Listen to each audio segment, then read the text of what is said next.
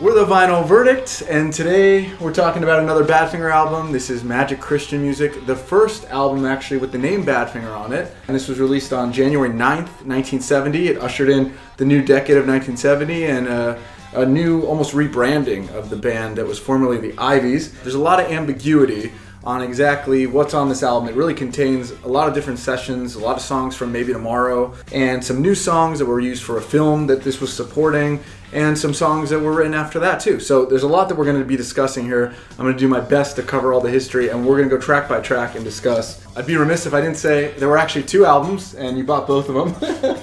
Like a true fan. There was the movie, The Magic Christian, released in 1970 with Peter Sellers and Ringo Starr. There was a soundtrack album that was supporting it. So we're going to try to demystify why were there two albums. Then we've also got the 8-track. Can't be found without one of those. We've got to be able to listen to the album in our car. And we've got the CD from the 90s and the CD from the 2000s. So anyway, we're fans. What can I say? All right, what happened here exactly? What is this album? So they were tapped to do a soundtrack for this film starring Ringo Starr and Peter Sellers. They ended up recording 3 songs for it. One of those songs was Come and Get It, which was written by Paul McCartney for them.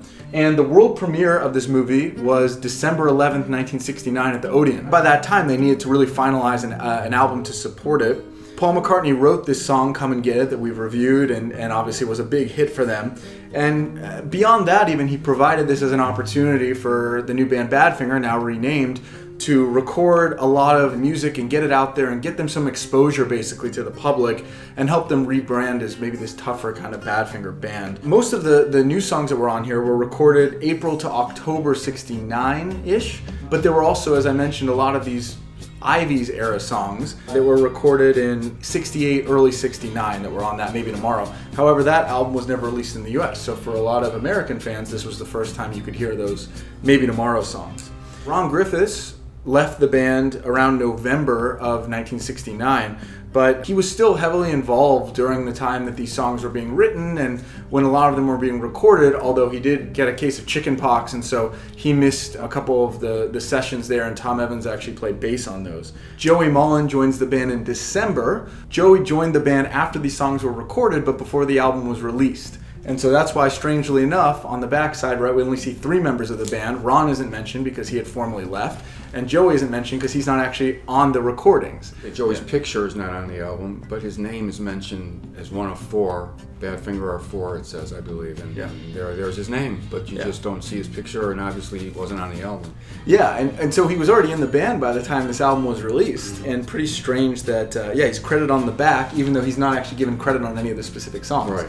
In the Badfinger and Beyond book, Joey actually says, which I'd never heard before, but he mentions that, there was a possibility of him recording additional parts or doing overdubs for these songs. However, because of the film release schedule, they needed to rush this out to production, and so the studio sessions maybe were cut a bit short, or there was some remixing and overdubs that they didn't have time to do. But pretty interesting to imagine Joey laying down some parts over these songs. Okay, then there's the weirdness of why does this soundtrack version of the album exist, right? Why do we have that? So there was this small label called Commonwealth United Records, and they did the official soundtrack with some instrumental pieces and things like that from the film score, but it didn't get that much promotion, and it's again because that's Something in the Air or whatever, Thunderstruck. Thunderclap Newman. Whatever it is, yeah. With Jimmy McCullough, who future Wings guitarist. Yeah, because of some issues with that, they couldn't promote it, so Apple said, well, we want to get these songs out there, we want to sell some copies.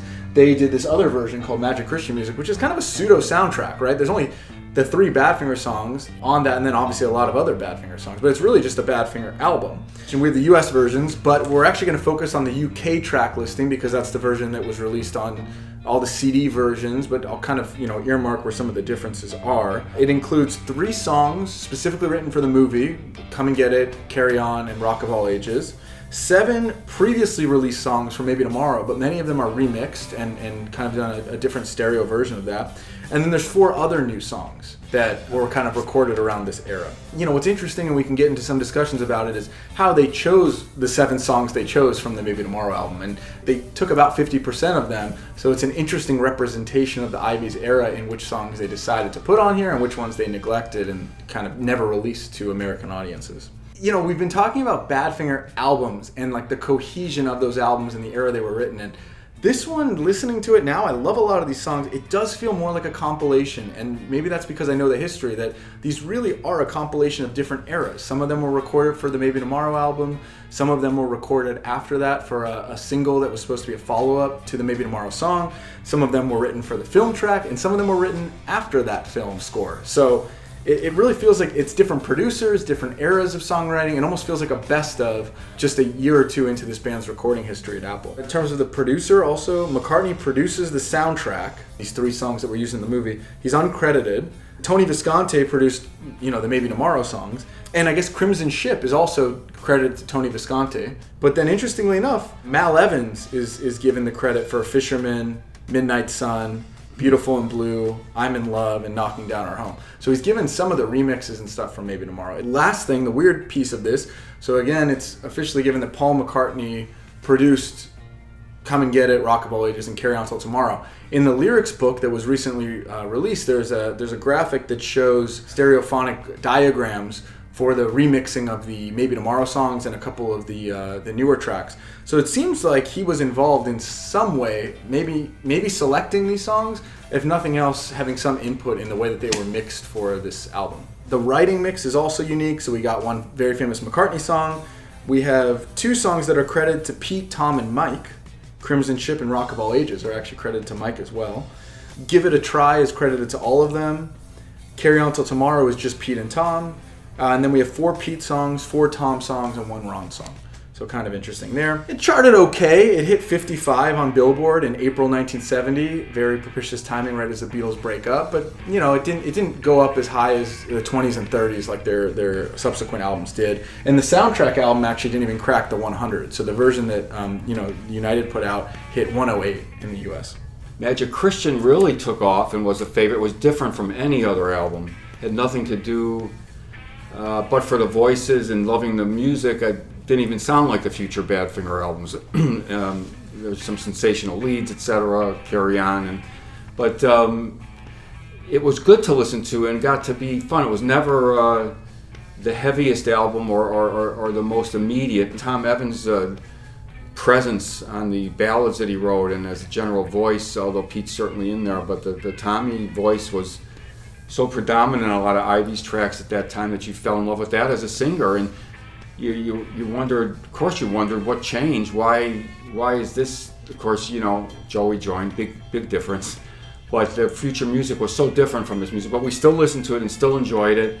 This was really trying to, I think, be accessible to the American audience. And to that point, the album kicks off with Come and Get It. This is the only Badfinger album that kicks off. First track is the single, is the major hit. Smaller sounding band than some of their later stuff as well. And sort of the benchmark of their career. I think this whole album, this is year 0, this is song 0, and everything is kind of measured before and after this. You got the Ivies and all this kind of, pre-Badfinger stuff, and then everything is kind of compared against this as the first album. Well, they did a great job under Paul's direction, of course. In spite of that, had just seen them just several years later, maybe, they would have considered this not at all. This was very, very, this whole album, this whole era, they were miles and light years away from this at the time. And in that sense, I think Come and Get It was a double-edged gift. It was a big gift, but it was a little double-edged because every critic I ever read at the time, they didn't really get the band live and thought that it was a kind of a Beatle imitation band almost or something, which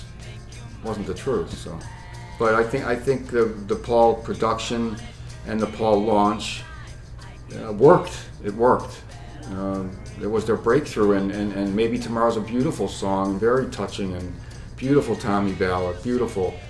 But this is the one that broke. It's also the platform, though, right? If some of those songs, Maybe Tomorrow or some of these other ones, were in a major motion picture, released as a single, actually marketed correctly, maybe I'm not saying it would have done as well as this, but, I think this was the first real chance they were given as well. So yes. All right, so the second track, Crimson Ship. Already kind of reflecting on the experience of recording this album. This song is about the prosperity of working with Paul McCartney in the studio, but the journey ended in some way.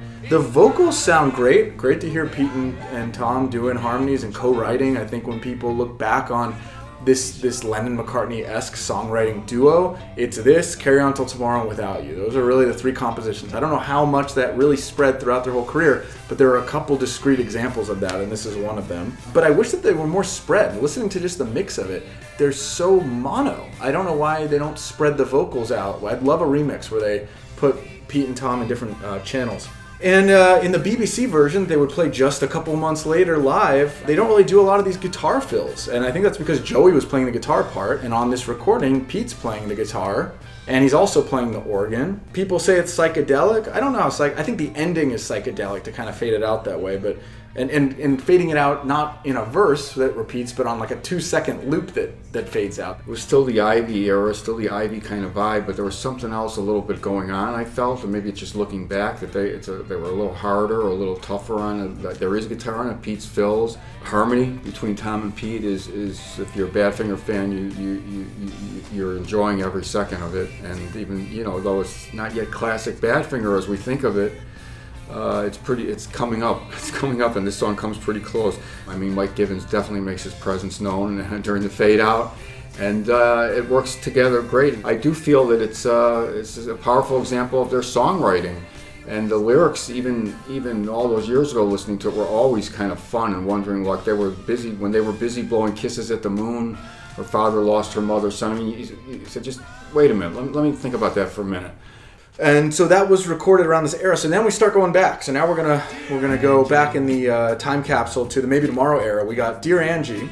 Speaking of psychedelic, though, this transition does feel a little psychedelic. So there's something about just how mundane kind of the topic is in this love story in the middle of, and in the way that transitions. And Dear Angie, I think we reviewed it once. I mean, it's in the form of a letter, so it's a letter song, and like you say, it has quaint orchestration in there, and not quite corny, but it flirts with it a little bit, and it was striking at the time, just an impression of a guy who was a big fan, that stood alone on the album too, just because, hey, this guy's not in the group, this guy's gone, we already knew Joey, and we were going back, we loved the album, there's Tom and Pete and Mike Givens, it's all we need, it's enough to love it.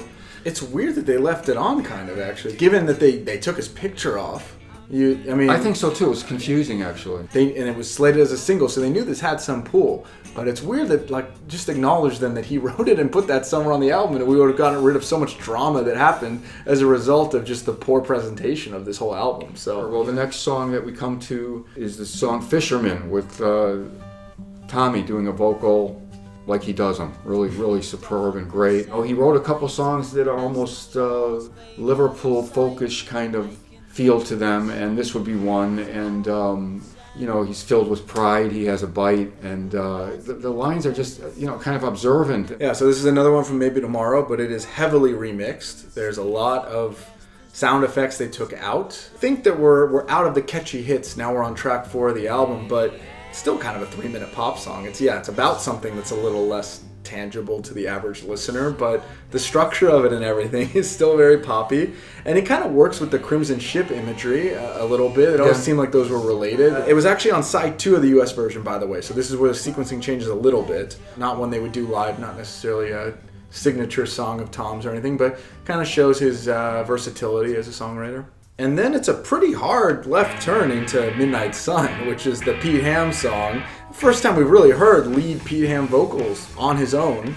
And he wasn't even supposed to sing this. He's the writer of it, but he wrote it for Ron to sing. And there's a version of Ron singing the demo, but because he, again, was sick with chickenpox, Pete stepped up and did it in the studio. And I'm kind of mixed about that, because you would say, oh, well, he must have been so self-conscious and, to sing a blues song.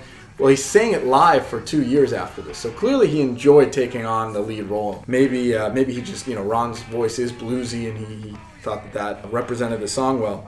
This must have been one of their favorites. This is the only song from Magic Christian they were still playing live, a year beyond, and continued to be in the live set. And Joey played the solo live, and he played it note for note in that middle section the exact same way. The rest of the fills and stuff, I think, he kind of improv a little bit, or he had his version, but that middle solo is so melodic that he really did learn it note for note. And man, maybe the most distorted guitar we hear on any Badfinger song ever. The guitar is really, really distorted. Yeah, I mean, I guess zooming out, it is a standard rock song, right? For the most part, it's kind of a 3-chord rock song. But then there's that weird augmented chord or whatever in the one section, and then the way the lead is built into it, and that's what makes this song stand out to me. And that it is a song where Pete puts himself out there and sings a pretty high vocal line. Yeah, it really does stand out on Magic Christian, and it's a strong rock Badfinger song, but it's in the Magic Christian world here. And it's really one of the stronger guitar songs on the album. It's got tremendous lead riff. Of all the tracks on Magic Christian, I think this is the one you can kind of see on No Dice, maybe with slightly different production. But the difference between, by the way, the No Dice, I mean, they're recording no matter what, like 5 months after it. So it's like pretty close in time. Yeah, such a different sound.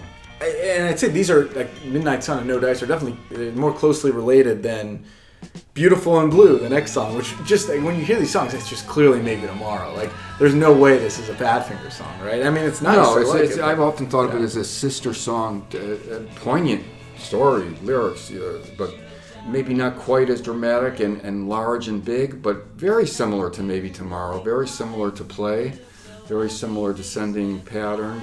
But it's a beautiful Tommy song again. I mean, but it's still a big ballad. Yeah, of course. And it's still built around the chorus. The whole time you're just waiting for the chorus and the big production that's going to come in there. There's some touches that aren't on Maybe Tomorrow. They have like that wah-wah fill in one part, and the guitar sort of has more of a string sound to it, and you can't really... It's a beautiful Tommy vocal. Really, you don't really realize it, but it was about to explode in a little while on No Dice, really. Mm-hmm. Or on the next track. The next track would be the big rock song from this era, which to me is timeless and hasn't aged a whit, and that's Rock of Ages. A screamer of the highest magnitude, and I guess like The Long Tall Sally, written in 1970 or something. Tommy is supreme on it. I don't know anybody else who could sing that at all. If you wanted someone to show their hard rock, what was considered rock and roll at the time, show their credentials, they did it, period. Definitely a different side of them. As soon as it starts, there's that Midnight Sun guitar again. It sounds like the exact same amp settings almost, the level of distortion and everything. Yes. And I weirdly enough, I'm also curious, who's playing? So Ron's not on this, so Tom's playing bass. And I hear 2 guitars. There's obviously one doing the slashing chord and one doing the soloing. Is it Pete doing both? It doesn't sound like Tom Evans playing the other electric. And he's doing piano, so Pete's playing maybe 2 guitars and the piano. Yeah, I mean, it's a simple 3-chord song again, but very creative way of riffing around it. Amazing vocal line on it, just totally screaming his heart out on it. Yeah. And the melody, I mean, basically one note, but it's about how he hits that note and where that one note is that makes the whole song. And there's 3 guitar solos, so Pete's stretching out. There's not really many songs with 3 guitar solos. A nice little triplet in that middle one and a lot of nice vibrato on it. And yeah, so Paul was on it, screaming along and playing some piano, but they wiped his vocals from it to avoid, crediting him or anything with royalty issues. But there was a version, an acetate, that was released, that was sold and auctioned with Paul doing vocals, and you really hear him. So we have this 30-second snippet of it.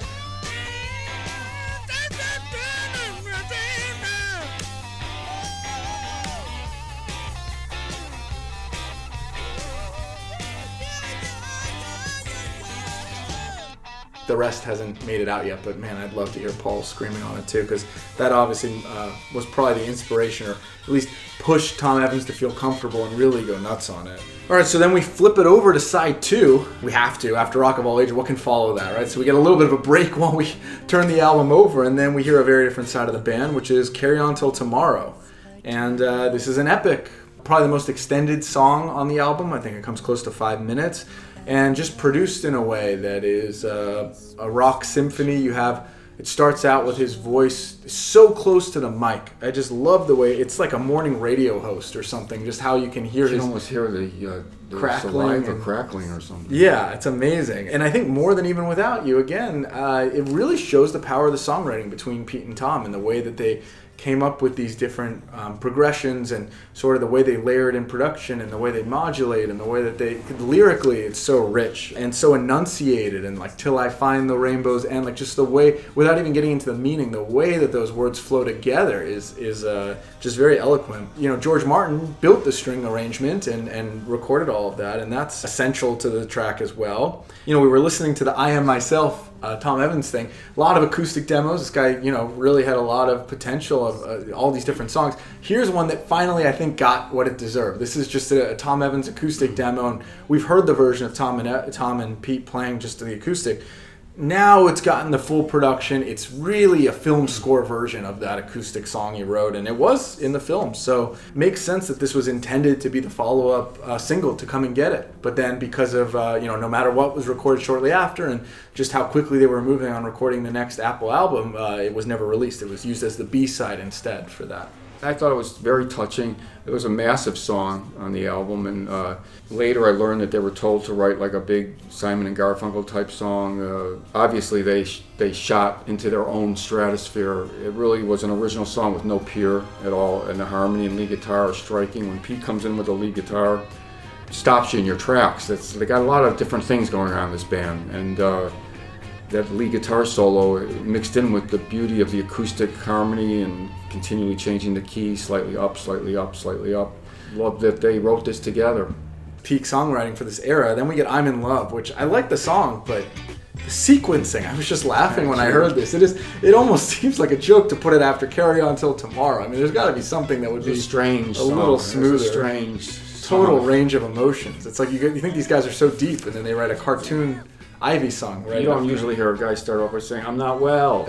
And written by Pete Ham. I always forget that until I look it up. It's so weird. I think of it as a Tom Evans song. Yeah. The way and the range that it's written in, although now we have a version of Pete Ham singing it, a demo. Yeah. But it just seems like No Escaping Your Love, where it's just only Tom Evans could sing that. I think this would have been a huge hit in 1965 maybe, but it seems a little asynchronous in I don't know 1970. I don't know when it could have been a hit, but it's fun to listen to. So this is an example of one of the ones they remixed where they really did take out the Ron Griffith's doing kind of the accented, maybe not politically correct, stuff. So, and McCartney had commented on that. So they say 2 years prior, maybe it was in the session or something, but just more of a direct pop song without the It's funny in the interview with him when he says, Welsh boys, like to put in special effects, do their own thing. I said, no funny voices, nothing. A lot of the songs here have faded out. The majority of the songs have faded out. I really like that they wrap it up nicely with the intro again on this one, and I think, and there's a little twist. So they start to wrap it up, and then they kind of do that one little cartoon, almost like an intro thing. Well, that brings us to the next track on the album, which is Walk Out in the Rain, which is Pete's big ballad, huge ballad. Beautiful harmony with Tom, of course, all the way through it. Beautiful section where it goes to a minor from the major. There's a lot in this song. There's a lot in this song, and you could look at it as like adolescent feelings about being, in love and walking in the rain, and that's okay with me if that's what it is. But I also think it's universal, and people thinking about how they could live their life again. And I think everyone at one time or another remembers precious times they had. Maybe it captures the passion and the pain of when you're very young, going through these things, feelings. Walk Out in the Rain is so Pete Hamish for the time, although it's an earlier. Can't put this next to Carry On to Tomorrow. I think that I understand the sequencing a little bit, that you need something in between those two. Yeah. And that's where I guess I'm in Love lightens the mood a little bit. But yeah, what an atmosphere that he puts together in 3 minutes. And even more than some of those lyrics and everything, I think it's the way that Pete Ham can do something that's so rare in songwriting these days, like telling a full story and actually getting some type of closure and resolution, and almost like a kind of a reveal or a twist towards the end in that last verse, and having the music reflect that as well. It's just all in symmetry, and it wraps up so nicely. The weirdest thought I had too, as I was listening to it in the context of this whole album, you're telling me that if Ron Griffiths didn't have chickenpox, this would have been the first time we heard Pete Ham's solo vocals on the album? That's pretty crazy. Like, he would have been backing up Tom Evans on Carry On and Crimson Ship. So, I mean, this and Knocking Down Our Home would have been the two lead Pete Ham vocal tracks, which is pretty weird. Pretty weird representation of him as a songwriter. And yeah, just telling a story almost at kind of an apathetic pace. And that's what I think he does so well, is like, he doesn't have emotion in the first couple verses. The lyrics have a lot of emotion, but he doesn't sing them with a lot of emotion. And then a lot of the emotion from Tom Evans in the screaming and everything that's happening in the backing vocals and in backing him up, which I think is a really effective way. It's a lot of how wonderful Motown works too and stuff, is that you have one person kind of just delivering the vocal track, and then the accompaniment introduces the emotion. and then they change everything in the end, right? Then it starts building, and then it just changes to falsetto. He kind of like in between the melody, he hits, I don't know, the top of his range, and then he stays in falsetto, which is a really interesting strategy. And it's, most melodies would kind of bounce between it a little bit. He just goes into that register and stays in that head voice. And then he's got obviously what he does masterfully in his lead playing too. It's all about the rhythm and where he leaves those pauses, and the whole song pauses. Whole song, like that car accident moment in a movie, it's just in the air and you don't know exactly what he's going to do, and you just hear him a cappella, this beautiful falsetto part to wrap up the whole song and kind of bring it to a close. So probably more well known for doing it in No Matter What, where everything stops, but he gets a little bit close here. Yeah. All right, so then we get to a track that was only on the UK version of the album, which is Angelique. When hearing this as a kid and stuff, I was like, wait, so it's Angie again? Like the whole band was with her? Like, what's the deal? Is it a nickname? It is very suspicious. If you're going to write two songs on the entire album with a woman's name, having them be that similar is a little bit strange. So we know the track from the other album. The remix here sounds different. The harmonies, just even in the intro, the harmonies are much quieter, which I wonder who made that decision. Is that a Paul McCartney decision? Is that a band decision? And then they removed kind of that royal sounding trumpet that's in a lot of the song. So this feels a little more like a straight rock band, less embellishments and stuff on it. And there's kind of some weird, I don't know, I'll call it like an Apple Instruments that they probably took out of the closet there somewhere, doing some like Baroque piano type stuff on it, breaking out these weird studio tricks. That country picking in the last minute of the song, what is that? Who thought that was a good idea for, sounds like a demo or something. It just does not, it loses all commercial appeal. Maybe this is the psychedelic song, because then the ending is, how will I ever meet a girl like you, after writing a song about something. So I guess the twist is that he's not with this person, it's all imaginary, but so I don't know, it seems like maybe there's some psychedelic writing that they were trying to do there. Yes, Tom's harmony, and I love his voice. I mean, it was so great to find a Tom Evans voice. You're listening to it, you never heard this song, so that was a thrill.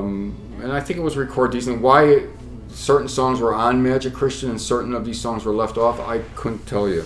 All right, and then the other one from that era, we get into the Maybe Tomorrow track, Knocking Down Our Home, which is also included here. And that's the Pete Ham song. Again, this and Walk Out in the Rain. I mean, tough, deep songwriting. Of course, you feel for the people losing their home, and it's a very emotional song. To have the sensitivity to be a rock guy and whip off the riffs that this guy did and write the songs he did, and have the sensitivity to write a song like Knocking Down Our Home. I don't think it's corny, and I don't think it's a 30s pastiche of different sounds. I think he's original, and he had great talent to do something like this, so I loved it. Yeah, I mean, they totally nail the style of it. Like you said, 1930s, right? They have like the brush drumming and the rolling piano and sort of this old wind and brass section and all of that. And Walk Out in the Rain was the demos on piano, and the song is recorded on guitar on the album. Knocking Down Our Home, the demo's on guitar, and he recorded it on piano. There's really no guitar on this song. So it's so interesting how, again, Pete Ham just writes on both instruments pretty equally around this time and can pick it up based on what arrangement makes sense. So very colorful imagery like you're talking about, just kind of these rich emotional content. But what I love about Pete Ham is he doesn't sing it that way. He sings it almost stoically, right? Almost like it's a haunting testimony that he's giving at the county office about what's happening. But then when you actually listen to the meaning of it and everything, it takes that on. So it's an incredible piece of writing. And then there's that modulation right towards the end. I almost wonder, like, the content of it seems like it's something in British culture, a little bit of sort of this like old peaceful lifestyle and giving way to modernity. And one of my favorite books is Hitchhiker's Guide to the Galaxy by Douglas Adams. He's the main character. He gets his house knocked down by the local county because they're going to build a highway through it. And it's him fighting for that and not wanting to, give it up and everything like that. And he refuses to leave the house, so they won't knock it down. And then, the joke, because it's very British humor, the joke becomes that there's a galactic civilization that wants to build a highway through the Earth. And they make an announcement for all of Earth saying that we're going to demolish it. If the song really does have you and it works and it takes you into that feeling, and that you almost feel like for these people so much. And at the end, he actually is pleading, don't let them take our home, please help us. But he's not saying it with emotion. Yeah, That's what's so weird. It it's, sounds like he's just reading it. Yeah, I don't know. But But I mean, the melody's beautiful. Yeah. But that's the thing. I mean, compared to, we know songs where Pete Ham does show incredible emotion. Yeah. But here, it's almost, that's what makes it so haunting, right? It's like it becomes this just bureaucratic thing that's happening. So the next song after we finish knocking down our home is Give It a Try. It was only on the UK version, so you wouldn't have heard it. It was written as the follow-up single to Maybe Tomorrow. It was recorded with Arthur a couple months after the album was released. Well, we didn't know this song back in the day when we had the album or anything, but listening to it all these years later, I never was crazy about it once I heard it. I just, I thought it was okay. The first minute or so just is not accessible enough. There's like 3-part harmonies. Once Ron takes the lead vocals on, I think it does become a pretty cool song, and I think he's got great vocals. I think this is I like his singing on here much more than Dear Angie. I think it's really rough, and I get the blues thing. I get why. All right, let's have him sing Midnight Sun, because he does have those bluesy vocals. It's done really well here, but it's weird that he doesn't emerge for the first minute or two of the song. It's kind of buried in there. It's very Ivy-ish. It's very, it's not, there are some songs where you can see the crossover coming to Badfinger any minute, and you can hear the guitar, particularly Pete's lead guitar and the harmonies between him and Tom, and Mike Gibbons drumming and holding. This, I don't hear that in. The album wraps up with Maybe Tomorrow, the song from the Maybe Tomorrow album, and their first single.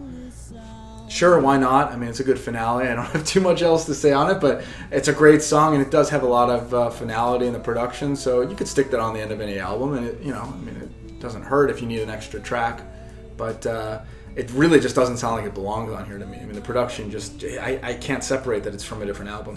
That may be true in some way. What can you say about Maybe Tomorrow? It's a beautiful, beautiful Tommy Evans ballad, and maybe they had a reason to think it would make a little more of an impact than it did. The harmony between him and Pete Ham in it, and the verses, is as beautiful as anything. For a ballad, it hit about as high as the Ivies hit. But it was that era, and it was a different thing. When you think only months later that No Dice was happening, it's just a different world. And it's a weird album. Just to summarize that, it's not one I go back and listen to end to end very often. There's some nice tracks, but given that half of them come from another album, often I just want to go listen to that album, which I think is more representative of the era. And this is, a couple songs that were recorded for this film, and sort of like a bridge between these two eras of the band. So it falls into a weird spot. The fact that it's a different listing on both sides of the Atlantic is also weird. There aren't really any other Badfinger albums that did that have different track listings. So it just feels the least cohesive and least intentional of any of the albums they put out to me. There's a lot of sentiment out there that straight up is not really Badfinger, that they recorded a rougher version that was representative, and George Harrison came in and Todd Rundgren came in, and they polished up these songs and presented the band in the light that they thought was the most commercial, right? And they couldn't recreate that live. No one says that about Magic Christian Music, but it really is a reframing of what the band is and sort of packaging them, something that Paul McCartney did and the label did, and gave him a song to write and picked certain songs from Maybe Tomorrow and sequenced them and asked them to write a song in the style of Simon and Garfunkel. Or, it sort of is molding this image of what the band should look like, maybe a little bit more like Paul McCartney in this case rather than George Harrison on Straight Up. I don't think it's necessarily as authentic Badfinger sounding songs as the other albums that they would record, including Maybe Tomorrow, which I think is more authentic Ivies. It's got some Tony Visconti production, but they were asking for that. They wanted that. They were pining for that. This feels a little bit more forced on them. This is actually a pre-Badfinger album, although the name Badfinger is on the album. And I think that paradox was known to us as young people. You pick out a song, and you pick out Tommy's beautiful singing, and you pick out Pete's guitar riffs, and you pick out some beautifully written songs. There was plenty to listen to, but it was not the Badfinger that we knew and loved. It was this mysterious era that we didn't know too much about. Well, we didn't know too much about any of it, but too much before the music was being created that we really fell in love with. But a very important part of the Badfinger discography, and happy to have it, and some really important signature songs on here that should be on any Badfinger playlist and best of album. So that is Magic Christian Music, the Badfinger album. Let us know what you think.